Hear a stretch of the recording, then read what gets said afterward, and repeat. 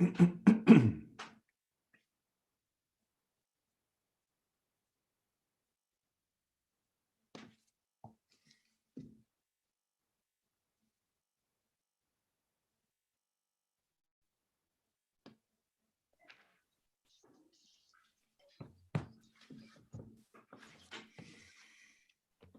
guess we're okay to start a couple of minutes early. Yep. 5 o'clock. You ready? Okay. All right, we're going to go ahead and get started. Want to welcome everybody to the meeting of January 18th. Hope everybody's doing well, staying well out there. We'll call the meeting to order. We do have a quorum. We'll declare the meeting open. I'm going to ask Councilmember Sean Teeman if he'll lead us in the pledge and invocation, please. Stand for the pledge. Thank you.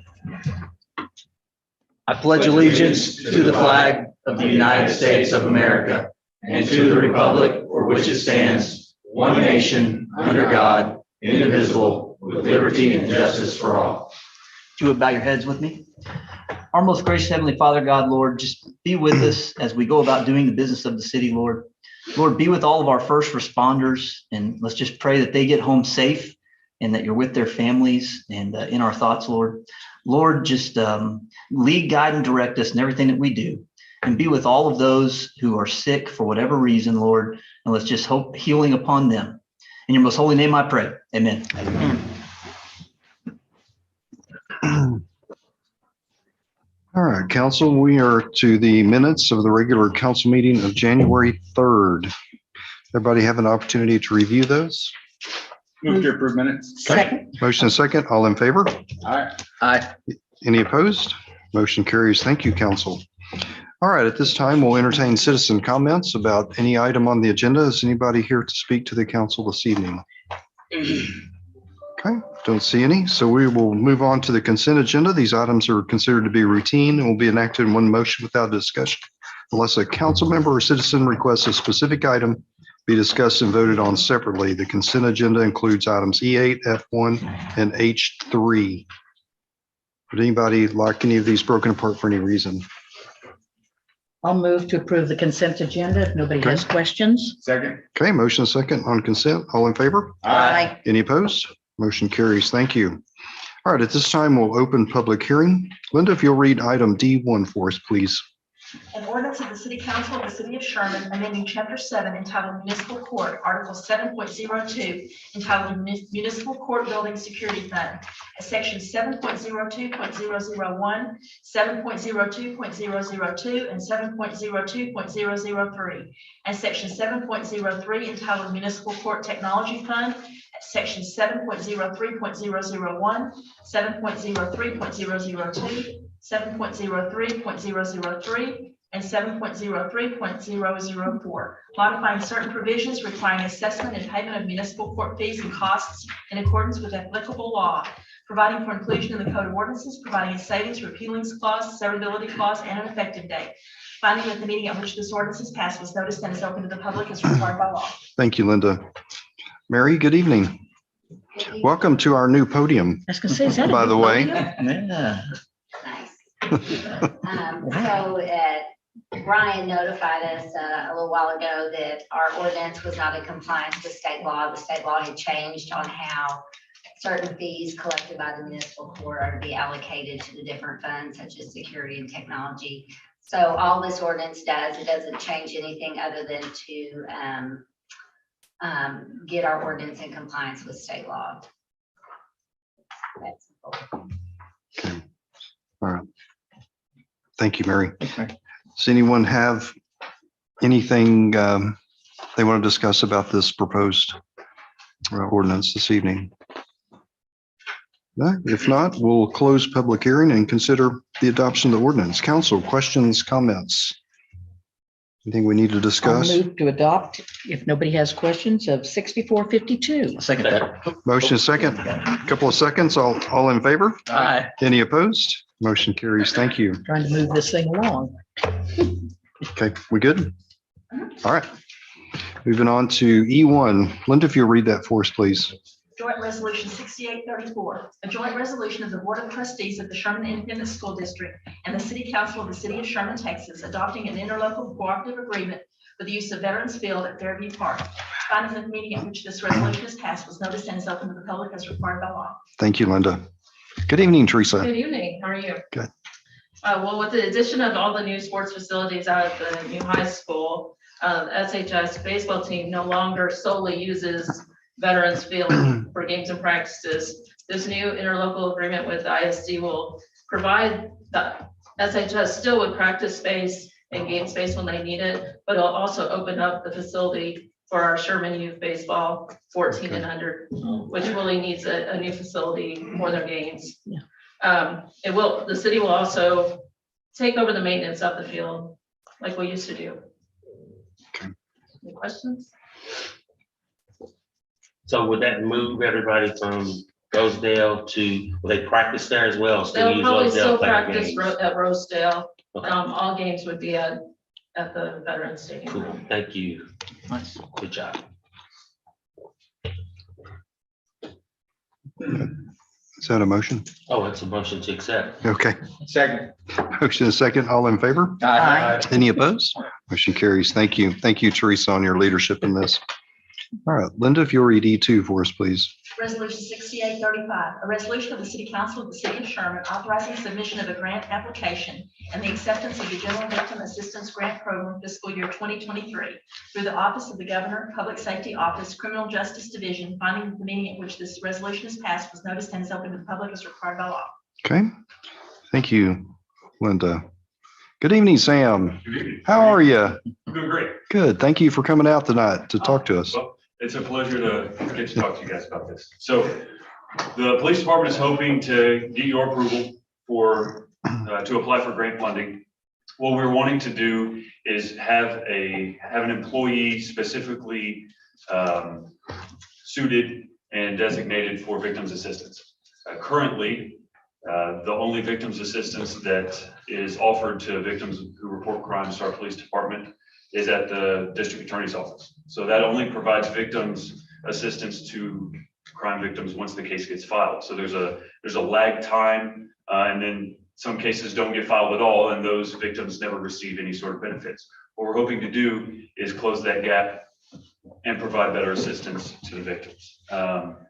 The funding would come in sometime towards the end of our fiscal year, September, October, if it's awarded by the state. We still have to go through the approval process with TCOG and all that kind of thing. Well, I have a couple of questions here, and that is, what kind of victims assistance do you is this like if someone is killed, that they can get help with their funeral arrangements, or is this counseling, or do you even know what kind of assistance? I'm not opposed to it. I'm just I understand. asking. Yes, ma'am, certainly. It is not going to provide any sort of funding for funerals. It's really not going to provide any sort of monetary funding to any victims at all. It's more along the lines of counseling, advocation, coordination, things like that. So the victims assistance position would coordinate with non-governmental organizations that our agency operates with on a regular basis, places like the Child Advocacy Center, the Women's Crisis Center, CASA, places like that. Instead of having an officer or a supervisor do that, that would be something that the victims assistance could take on. Also, any victim who needs contact information for any of those places, or counseling, or just somebody to talk to and listen, any of that sort of thing along the lines of kind of the second thing. Also, Explaining the process of what's going on, maybe. yes, Okay. absolutely. There's also a change in state law that requires law enforcement organizations to provide an advocate if wanted. It's not a mandate, but we're required to offer an advocate for every sexual assault victim while they're being interviewed by the police. So that would be a large part of what this position would do, would be to have an in-house employee who would be able to keep us in compliance with that state law, instead of having to coordinate with an outside entity at 3 or 4 o'clock in the morning and trying to coordinate all those things. Great. And this is a non-badged position, I would assume. Yes, sir. Personnel. Yes, sir. And this 61,000, is that anticipated to cover the entire cost of a year of this position? 61,000. Yes, sir. So the exact number is a little over that. Okay. 61,212.05. That's short 212. Yeah. Okay. Doesn't want a We're- change we're order hoping- coming in. Yeah. We are hoping to get full funding. There is no match required by this grant. And we're hoping to get the whole thing. Obviously, that's going to be up to TCOG and up to the state. So that would be the cost if year two, we didn't get the grant again. That's what the city would be on the hook for. Are there other similar sized cities that have this position, or is this relatively new across the state, or what's our? Our county does not have anything like this yet. However, Collin County does. The city of Wiley has a position funded by this grant that does exactly what we're hoping to achieve. Yeah, I would say it's pretty typical of agencies our size to have. Waxahachie also has a similar position, but it's not funded by the grant. Okay. Well, if Waxahachie has it, I move to approve. I'll All right. second that. We got a motion and a second. All in favor? Aye. Any opposed? Motion carries. Thank you. Thank you, Lieutenant. Yes, sir. All right, Linda, if you'll read E3 for us, please. Resolution 6836, a resolution of the City Council of the City of Sherman authorizing the execution of Amendment Number 1 to the Advanced Funding Agreement between the City of Sherman and the State of Texas, acting by and through the Texas Department of Transportation for a federal aid highway project to replace a bridge off the state system for the South Travis Street Bridge in the City of Sherman. Finding that the meeting at which this resolution is passed was noticed and is open to the public as required by law. Thank you, Linda. Wayne? Evening, Mayor, Council. In 2016, TxDOT provided a bridge report that recommended improvements to the deck and beam of the South Travis Bridge, as well as railing improvements to continue to extend the life of that bridge. In 2017, the city hired Kimley Horn to analyze the practicality of doing that, and they recommended, due to the age of the bridge and the fact it's under the 100-year flood zone, to rebuild the bridge itself. In 2019-2020, TxDOT secured 90-10 federal funding for the replacement of this bridge, and City Council approved an initial AFA with TxDOT on July 1st, 2019.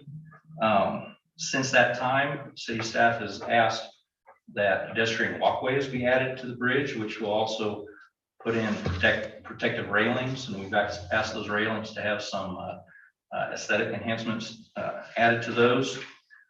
So this AFA covers that additional cost. The total cost for the bridge is about $3 million. Our total participation is almost $572,000. And there's funding available in the 2017-2021 certificate obligation bonds. TxDOT plans on advertising this project in April, so we expect construction to begin sometime late summer, early fall.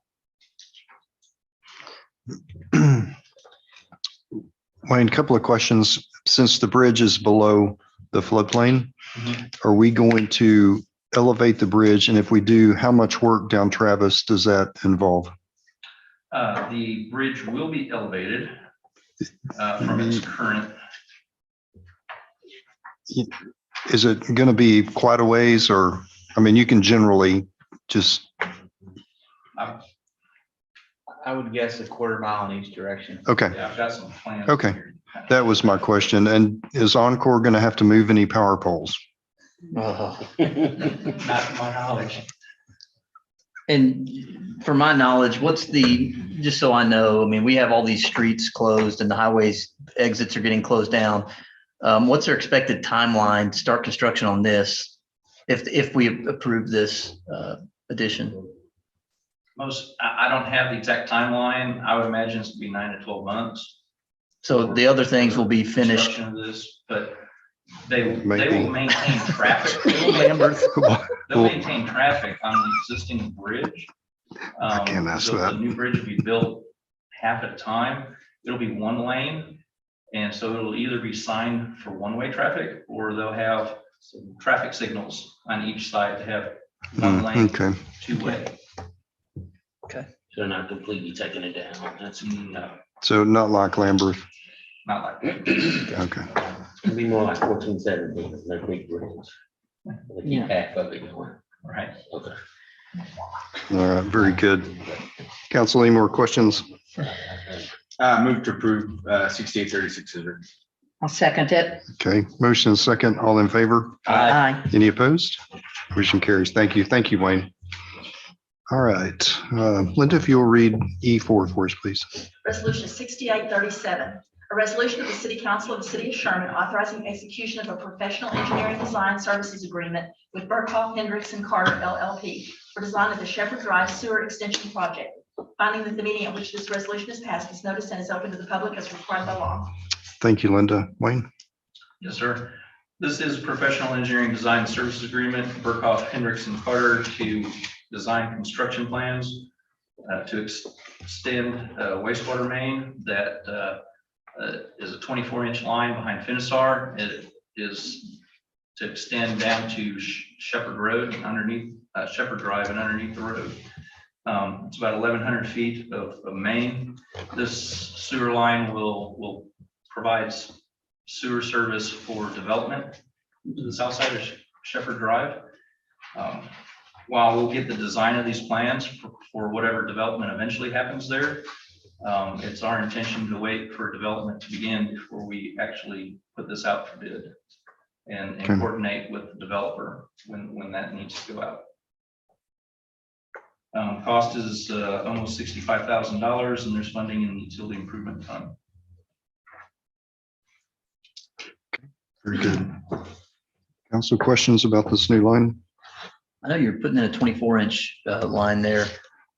Is that expected to be adequate to supply for the 2,500 homes or whatever doors that are going to be in there? It will be, okay. Do we anticipate needing a lift station for this? They will initially be, the development will be putting in a lift station to the west of their development that will go to this line. Okay. I move to approve. Second. Motion second, all in favor? Aye. Any opposed? Motion carries. Thank you. All right, Linda, if you'll read E5 for us, please. Resolution 6838, a resolution of the City Council of the City of Sherman authorizing execution of a professional services agreement with CAP Associates Incorporated for the update of the City of Sherman's comprehensive master plan. Finding that the meeting at which this resolution is passed was noticed and is open to the public as required by law. Okay, thank you, Linda. Rob? Yeah, Mayor, Council, this item is to request authorization to start a contract with Hathaway Associates on updating the city's comprehensive master plan. This comprehensive master plan was last updated in 2009. We're requesting, actually in our last budget meeting, we requested a budget of $100,000 to develop the vision for growth in Sherman, to evaluate its existing conditions, and to develop a future land use plan for development and growth. Since the budget was approved, we have expanded this, or looked at expanding the scope to include a housing study, which kind of incorporates the expanded employment that we're looking at here in the city of Sherman, and also to look at doing a trails master plan. At the budget meeting, I shared a brief PowerPoint. Since we do have new council members, I'd like to go through that really quickly with you all again. The Texas law has allowed cities to enforce and to create and enforce comprehensive plans for development, growth, and infrastructure improvements. The purpose of comprehensive plans are to look at the big picture or the vision and to assess those considerations for short-term actions. Comp plans are typically updated as needed, but generally range between 5, 10, 20 years that they're updated. A lot has happened since 2009. We've had a recession. We've had a huge amount of growth, and then now we're seeing this additional growth right now. The visions and goals are developed through community outreach. That's one of the benefits of adding the Trails Master Plan in with this project, is because we can do that community outreach for both projects at the same time. A little bit of a cost benefit on that one. Comprehensive plans updates are needed, are done regularly, but as development trends change, we want to really, it's even more important to do that. This is new residential building permits that we've had since 2009. And there's been a significant growth in that since that time. The estimate that we had at the budget planning meeting for the end of this year was about 10 off from what we actually had, the actual new residential building permits. So we're on target on that, just under 350 a year. We expect that to grow significantly this year with Bel Air Village and the other PDs that are coming on board. Comprehensive planning is not new in the city of Sherman. There's actually one more that was done even earlier than this in the 20s, but we've had multiple comprehensive plan updates throughout the years. The main elements of comprehensive plans are these as shown: land use and urban design, housing and neighborhoods, transportation, parks, infrastructure, and economic development. What we're proposing is just a shortened version of that, and keeping the other elements from 2009 and moving them forward. The main elements for this would be developing the vision, which would include public involvement and also an advisory committee that would guide the growth of the comp plan. Examine existing conditions, develop a future land use plan. What I highlighted in red are the things that we've added since the budget workshop, conducting a housing study and develop the Trails Master Plan. We would incorporate other elements of master planning that's happening currently right now. The water and wastewater master plan is currently being completed. The Parks Master Plan was recently updated. And we have committed as staff to update the Transportation Master Plan this year as well. The Trails Master Plan would build off of what the MPO has developed recently for identifying corridors for trails development. We've also had a few developers that have dedicated park space for the purpose of building trails. So we're going to the consultant will actually build off of what's been done to develop that Trails Master Plan. And then obviously the housing study. We keep hearing from developers that that occupancy rates for multifamily are really high, or there's not a lot of space. New homes aren't building fast enough. So we want to look at housing specifically. And our timeline, we're hoping to get done this project by adoption in October of this year. That's the plan. Since it is a reduced scope for the consultant, we don't think that that's going to be a difficult task to keep it in a shortened time frame, but that we would do community engagement throughout this process. And if there's any questions, please let me know. Well, I appreciate the addition of the housing plan. I do have a question about the Parks Trail Plan. I think that we did a Parks Master Trail Plan 2 years ago, maybe? We did a Parks Master Plan in 2017, but it 17, didn't okay. really include trails. Okay. For some reason, I thought we did that with half somewhat recently. So, Our last master plan was done with Duncan Simpson Stockholz. okay. Very good. That answered my question. Yep. Thank you. One of the things that I have been asked and have also heard from some citizens, and that is about Sherman as far as public transportation. And I know with looking at all of this, will we be able to get kind of a feel on whether or not we need, any more public transportation or the options of that or anything? That we can incorporate that element of it into the transportation plan that staff's developing. But I will tell you that as part of the MPO plan, they actually have a consultant on board right now that's developing a fixed route study for transit here in both Sherman and Denison.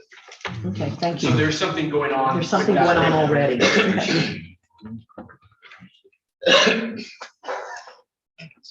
Okay.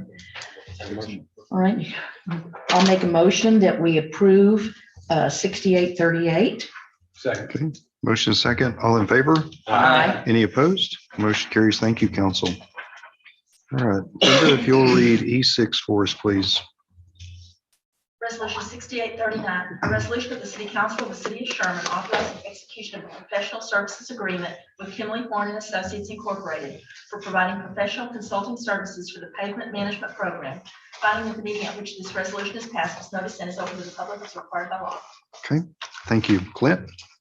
This is just another one of those planning items that was discussed at the budget meeting. The goal of this project is to do a pavement, basically drive every mile of our city streets and do an assessment on their condition, give them a grade, and then make sure that what our streets department is maintaining in-house is matching with this plan. The last time that this was done was in 2014, with the final plan done in 2015, and we've been using that map often the last 5 or 6 years, and so it's time to get that map updated. So we are making sure we're spending our dollars in the right locations around the city. Okay. Well, I will ask the question, is that not something we can do in-house? Take on what what our past councilwoman would have questioned, Right. and that is. So there's 290 miles of street. Mhm. What this company or this engineering firm will do is they'll actually drive a special automated vehicle that takes a picture straight down to the left, to the right, every 50 feet. And they take all that data, analyze it based on specific standards on road conditions, determine how many cracks there are in the street per square foot, determine how well the curb are in. There's a lot of data that is driven through this that we would not be able to do in-house. Okay. It's also going to do a data collection of all our curb and gutter. That wasn't done in the previous 2014. They didn't do an actual assessment of all the curb and gutter that we're going to do this time. Some of that, there's actually 265 miles of street. We're doing 290 miles of driving because some of it we're going to do both ways, because typically when they drive it, they just drive one side of the street because it's typically the same on both sides. On the main arteries, we're going to actually have those driven twice. It'll also give us some new software called Drive software, and all of this data will be implemented in it, and they'll train us how to use the software, and we can actively update those maps as we repair things and change it and bring the levels back up to 100%. We can actively keep our maps updated. And that's something we're able to study as well. Okay, so this is going to be used so that we know what streets to go to first and, for repairs, I guess, and which can be put off for a while, et cetera. Yes, this will give us a good assessment and make sure that we're catching all of the ones that are on the lower end of the scale. Okay. So Kevin, question for you. I know this is a visual thing. It's going to take pictures of the curbs and the surface. A lot of our streets are failing because of the infrastructure under the surface. And a lot of times we're patching them up top and they look pretty good, but they're the ones that fail the fastest because of multiple layers. And I know, you're aware of a lot of that, but does this take into consideration depth of covers and the different layers that we've got on top and all those things? Yes, there's a tremendous algorithm that goes into this, the final assessment of what the percentage is of the rating. And it's all weighted based on a lot of those factors of how old it is, how thick it is, how many times it's been repaired. There's just a tremendous amount of science that goes into that algorithm that makes that end result. It's not a simple process by any means. I also have to note that I agreed to run 250 miles of Sherman Street, not 290, so they changed the number on me there. No, thank you. I move to approve, Mr. Mayor. Okay, I'll second it. motion second, all in favor? Aye. Any opposed? Motion carries. Thank you. Thank you, Clint. All right, Linda, if you'll read E7 for us.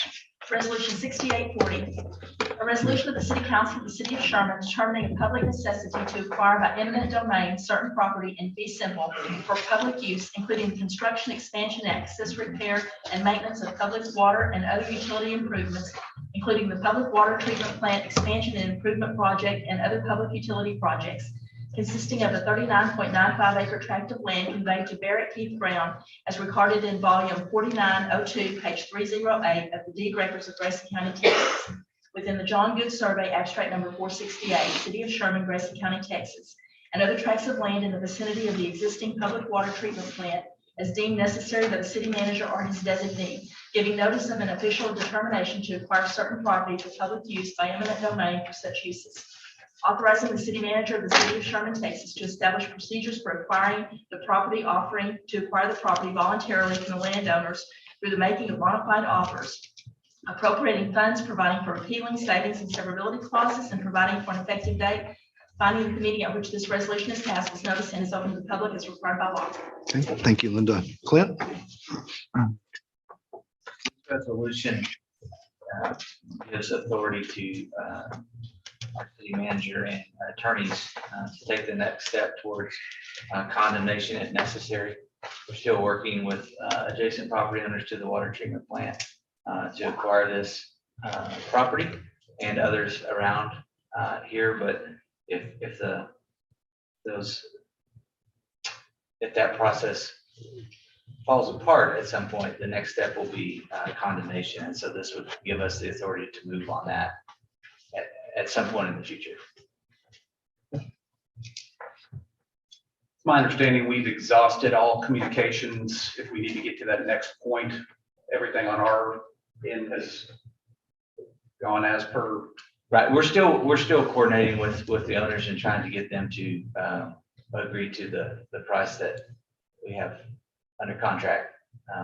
And so we will continue that effort as this goes along, but it's kind of like there's two paths that need to be run at the same time in order to get this property acquired in a timely manner so we can move forward with our planning. Mr. Mayor, move to approve 6840. Okay, I'll second it. motion second, all in favor? Aye. Any opposed? Motion carries. Thank you. All right, we're to item G1, North Travis Water Line Replacement, US 75 Water Line Crossing, Hayes Construction LLC, $53,013 increase. There's Tom. There you are. Good evening, Tom. Good evening, council. Okay, so engineering received a request from the utilities department to replace this section of sewer line. They've been repairing it 9 times, I believe, since last July. Oh. But it's been 4 times since December. And it's suspected that the pipe is collapsing right under the railroad. That would be right in the middle of that line. And our crews cannot be under an active railroad track. We currently have a contract underway with Hayes Construction. They've done North Travis Water Line, which is complete in service, bacteriological tested. And they've also done, they're currently doing the Choctaw Creek bore under Highway 75 and the frontage roads.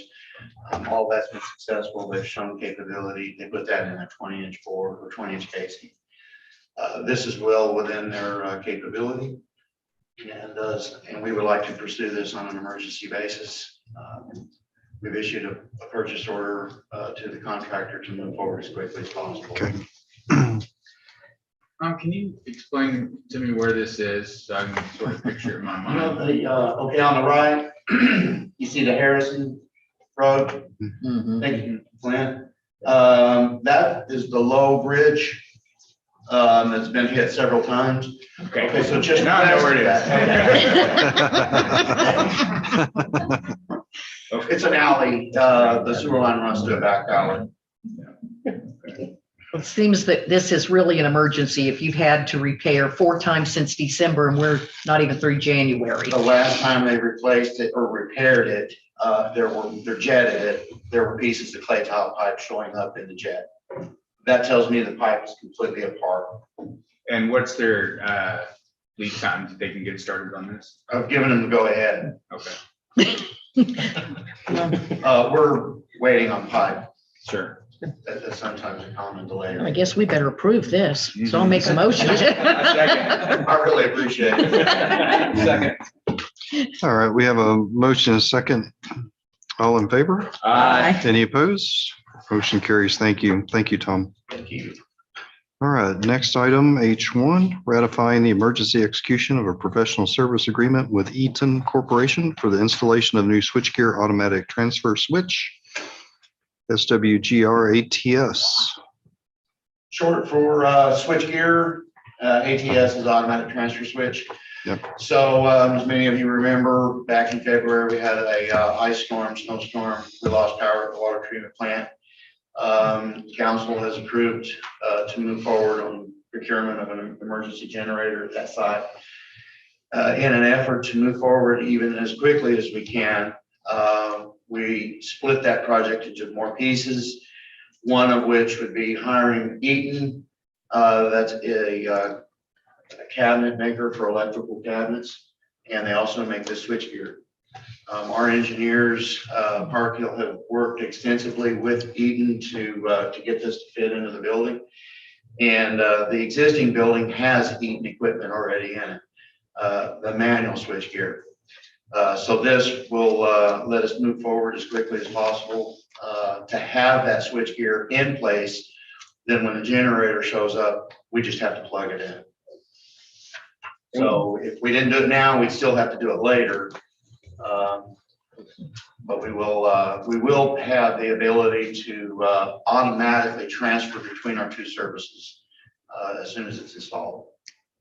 Perfect. And I know we haven't seen, I don't believe we've seen yet our, I guess you want to call it a master plan. I don't know, we have a lot of plans, but the plan for the study that we have employed the group to do for the generators.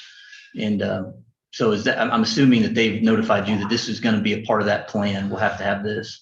That study is the wastewater plant generator. Okay. The water treatment plant generator, we hired the engineer to do the design. Okay. And that design at the water plant is 95% complete. We're on a little bit of a hiatus on the at the raw water pump station. We have a delay for the easement out there. Okay. Army Corps. But the generator at the water treatment plant, We're moving forward. Completely Yeah, moving forward. it's Completely moving almost ready. forward. Okay, Yeah, excellent. it's very, Okay. very close. Yep, very good. But once that's ordered, I mean, there's a lead time when you put the order in for a, 3 megawatt generator. That's a little generator. Can't pick that up at Home Depot. Come I'm on. with you, Mr. Mayor. Okay, Second. got a motion and a second. All in favor? Aye. Any opposed? Motion carries. Thank you. And thank you, Tom. All right, we're down to H2, receive quarterly progress report from Sherman Economic Development Corporation President Kent Sharp. Kent, welcome. And I did want to welcome your staff as well. Thank you all for coming out this evening. I'm giving y'all some news. We learned late this afternoon that we had missed a couple of one bullet point. Okay. So, Yeah, give them these. Here you go. Yeah. Yes.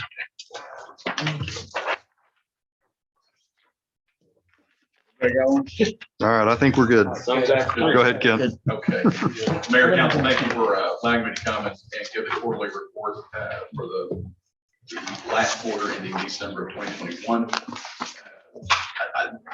You guys have had this for a while, and there's a lot of, staff went through and put a lot of detail into this. And I'm just going to cover some of the higher level things that I think are noteworthy.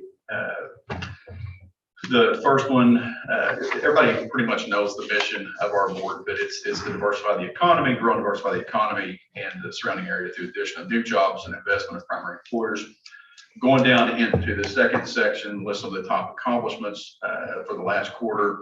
Obviously, TI with the 30 billion, 3,200 job announcement was kind of the highlight of my career, actually. You ain't the only one. Yeah. May not see it on the roads, but anyway. And then, another thing, the highlight that we were all looking at this report and late this afternoon and said, oh my gosh, where's 2.6? So the SEDCO board approved a resolution to authorize a 5% capital investment grant to 2.6. And 2.6 is investing $53 million over the next 12 months in this plant here. That's on top of the almost 400 million that they've invested in it. Along with that 53 million will come another 112 really good paying jobs. So it's exciting to see, especially these types of companies continue to invest, where they have made an investment already in our community. There was resolution 2021-16. The board approved 5% capital investment for Panda Sherman Power. This is not a huge capital investment. It's about $400,000, as they're going to build a parts and materials warehouse. And we were coming in short of $20,000 on investment once they get that done. We also did a 5% capital investment incentive to Trinity Tape and Marketing. That would be a new company coming into Sherman, as they propose to invest almost $4.7 million. And if they did that level, then we would, Sedco would, 5% would be $234,000. We have closed on the 71 acres, which is just south of Progress Park 7. That was the only section between Progress Park 7 and where TI land starts, so it goes across. So there's a little section that comes down across the railroad track there. And then we kept, the board kept the current tiers in. For the next quarter, I'll jump over on the next page. We're excited to be scheduling the first quarter meetings with some of our plant managers and safety leaders, which through COVID have just been really, just haven't had any part of it. We're hosting a leadership breakfast in February. We're excited to get that because we usually have a pretty good turnout from our business industry as well as our local and elected officials. We're launching the new Sedco.org website. The old website has been up for a number of years. It just needed some just a new feel, new kind of, so many new technologies that came out. So Ashton and Shannon and Brandy have really done a great job working through that with the Golden Shovel. And Golden Shovel is a company that does many economic development corporation websites across the country. And then we're kicking off we have kicked off the 2022 RISE Challenge. This is the challenge, entrepreneurial challenge, where $250,000 is allocated. Panel of judges in the community judge applications that sign up for the RISE Challenge. They have to be type A. They do have to locate in the city of Sherman. And then those applicants can be awarded anywhere from $25,000 up to $100,000. Which is a loan that becomes a grant. As long as they keep their business open in Sherman for either 3 or 4 years, then that becomes a grant. And that can be a really big boost to a small entrepreneur trying to get up and running. The board met the second Tuesday of each month. We had all of our meetings, our regular meetings, and then we hold special call meetings when needed. 100% of our board meetings had a quorum present, and there was not any member that attended less than 75% of those meetings. Other information coming up that we'd like to communicate to the city council. Currently, we're working on 14 active projects at an estimated $17 billion in capital expenditures, with 12,000 new jobs and 120 retained jobs if all that came to fruition. I can tell you one project that I know the council is aware of, which is a huge portion of this. We're kind of receding back a little bit on that one.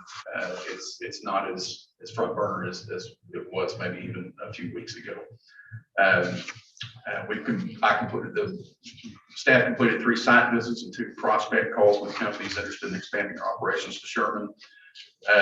We completed business retention expansion visits with T6 and Monster Power Solutions. Councilman Teeman drove me out on the power solutions. That's always interesting because that's a fantastic, really neat process that they do. It's seeing the new building in operations really kind of. We did do an exclusivity agreement, skipping on down there a little bit, for projects 1, 2, 4, 6, 7, 71 acres and some other land.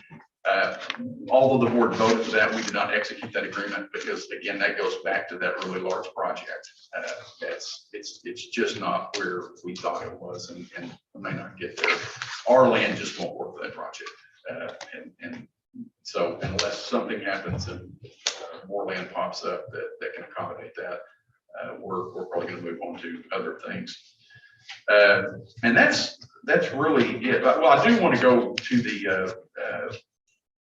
social media. Our staff really works hard on social media. So Sedco sponsored a total of 13 ads on social media. This is on the next page, about 2/3 of the way down.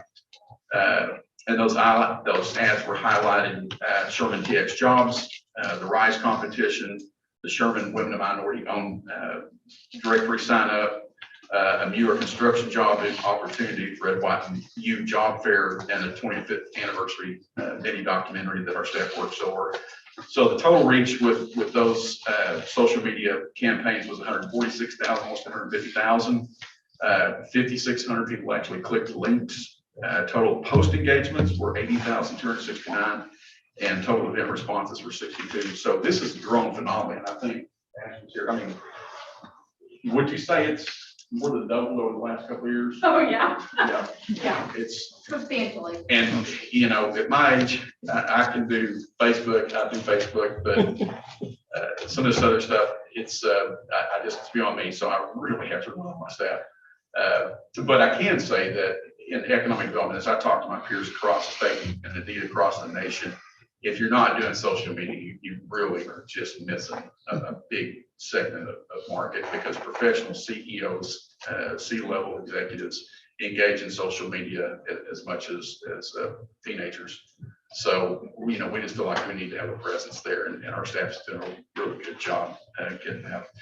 Just a couple of things that I don't have in there, some observations over the last couple of weeks. I guess everybody's heard the term now, the TI effect, which is land values seem to be much higher, or landowners are in their minds, the land value is worth much more now than pre-TI announcement. What we do know is that, especially on large tracts of what I call native pasture, you know, undeveloped, just agricultural land that could be a few miles to several miles from infrastructure, you know, you've got some people thinking that's $35,000 an acre land.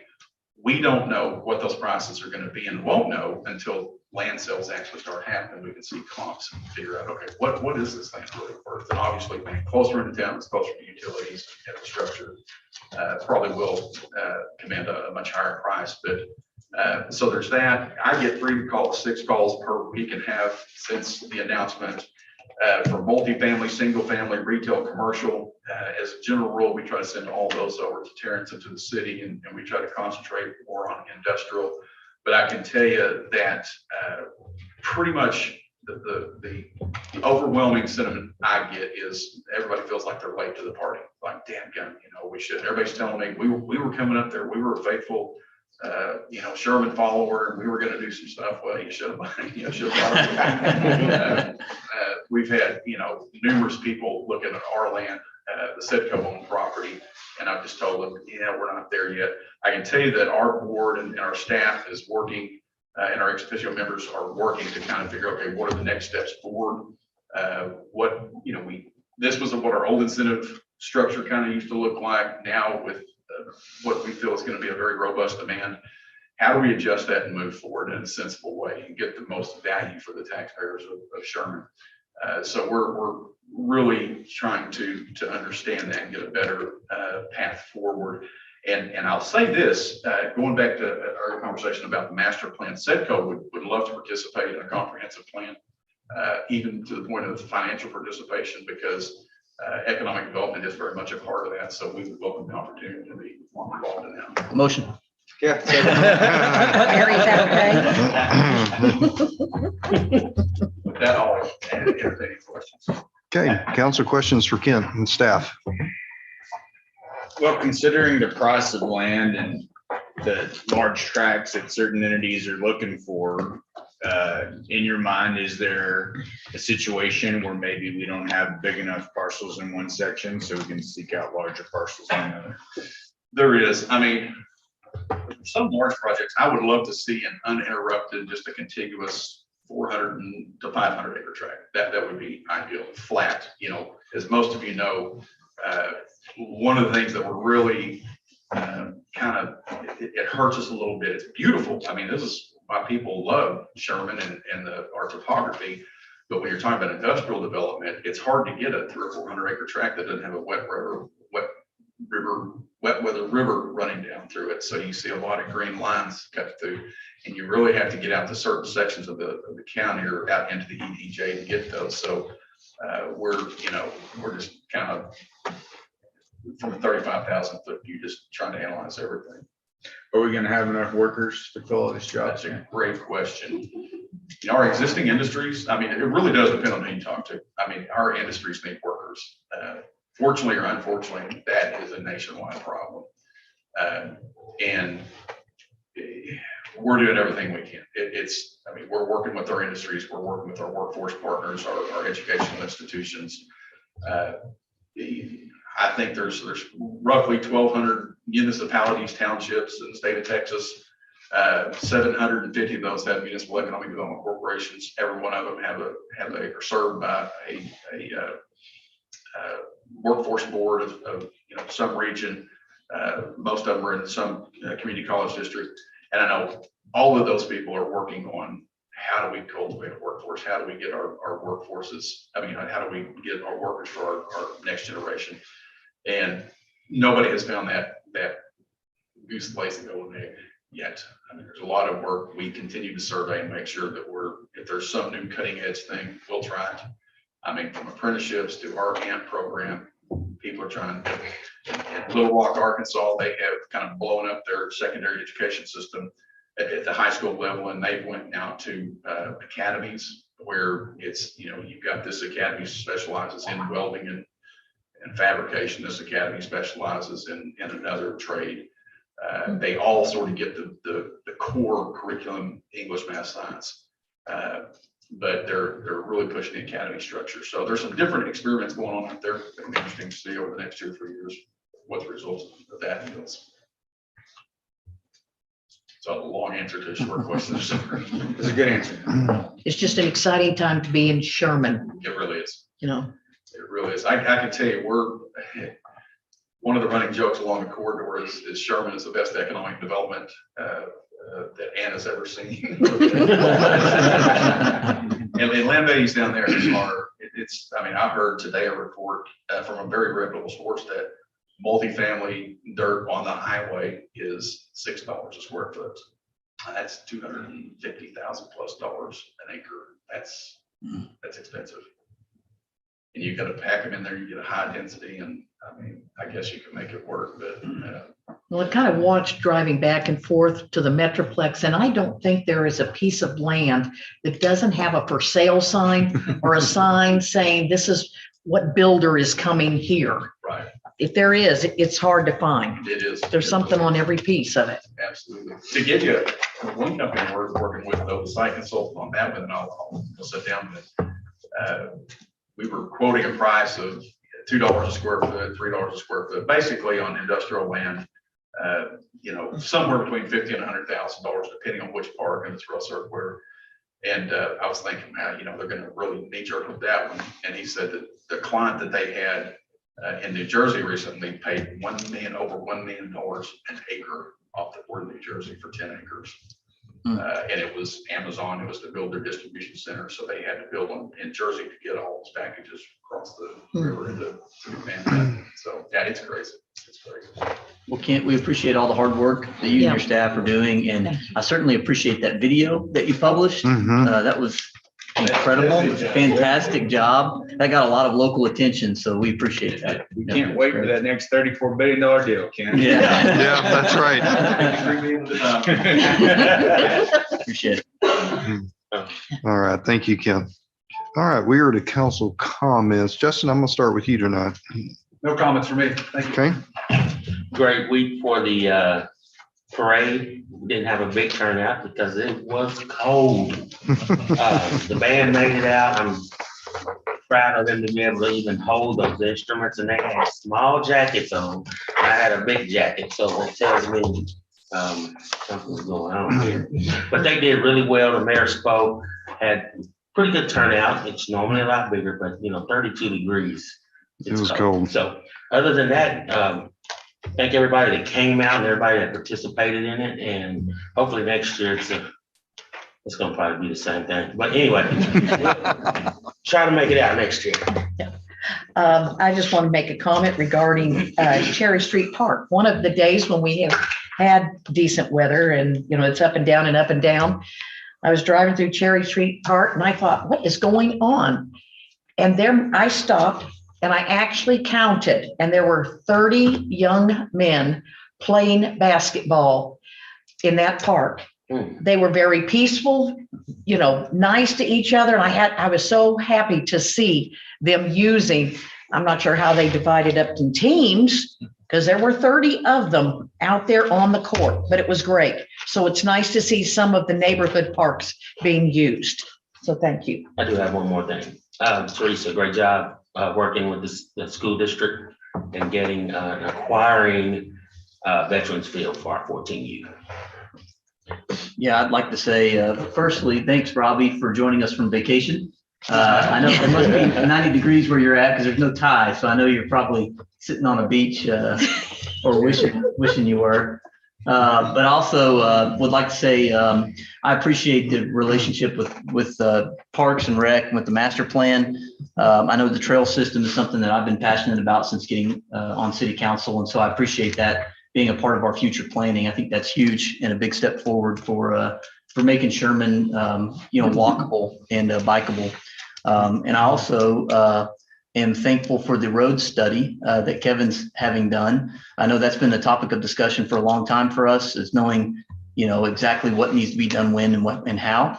I'm also looking forward to continuing to get a report back on, what our new allocated funds are going to, how many miles of road we think we're going to be able to get in next year. Because I know this is that's something that we allocated some additional money to. So I'm excited to kind of hear how that's going to play out. But I appreciate all your efforts there. I know you guys are working efficiently. So thank you very much. No comment. All right, just a few announcements. January 22nd, Friends of the Sherman Library will hold their annual book sale across the street from MLK Park. Sale will be open from 8 a.m. to 2 p.m. and all proceeds will support the library's operation. Come out and pick up some good books for a great cause. We hope you'll plan to join us at Austin College on Friday, January 28th for the Sherman Chamber Annual Awards Luncheon. We're excited to recognize our community businesses and individuals that provided outstanding leadership during 2021. So please get your tickets before they're all gone.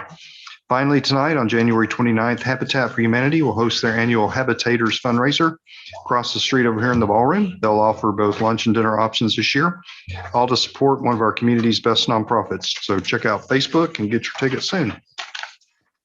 All right, tonight the City Council will now hold a closed executive session pursuant to the Texas Open Meetings Act at section 551.071 to receive legal advice regarding proposed airport access agreement for development adjacent to the Sherman Municipal Airport and related issues, and section 551.072 for deliberation regarding the purchase and value of real property generally located adjacent to the public water treatment plant.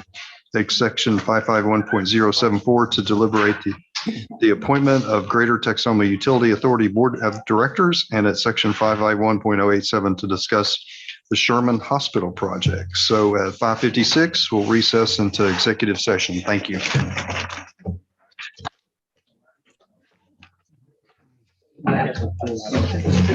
gotta pay that thing, man. They hung you down.